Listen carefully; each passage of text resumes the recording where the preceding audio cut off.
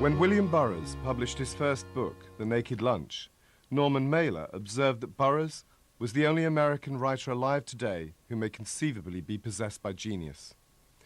He died 2 weeks ago, aged 83. A revolutionary both in his life and his writing, Burroughs created his own savage and comical world, a cross between Jonathan Swift and the Marquis de Sade. His targets were invariably agents of control, venal politicians, greedy businessmen, nigger-hating white Southerners, scientists performing grotesque experiments, incompetent doctors, all with an obscene lust to exploit and manipulate others. He once said, "The only way I can write narrative is to get right outside my body and experience it." He preferred his life, as well as his art, to be lived at the extreme edge.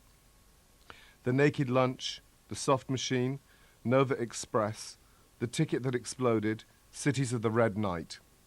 The titles of his books evoke a surreal world and signal an intention to penetrate the subconscious, to disturb our nerves and gut emotions. He had experienced and more than once recovered from heroin addiction.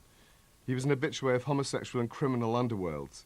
He had a lifelong obsession with firearms, an enthusiasm with tragic consequences.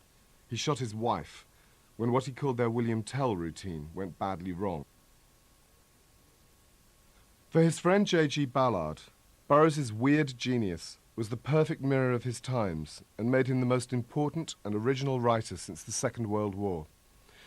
The fact that he'd lived to such a ripe age was, in Ballard's words, a tribute to the rejuvenating powers of a misspent life.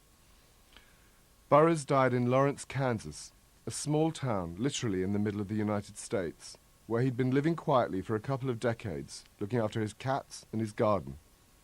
Latterly, he'd assumed the status of an American literary elder statesman.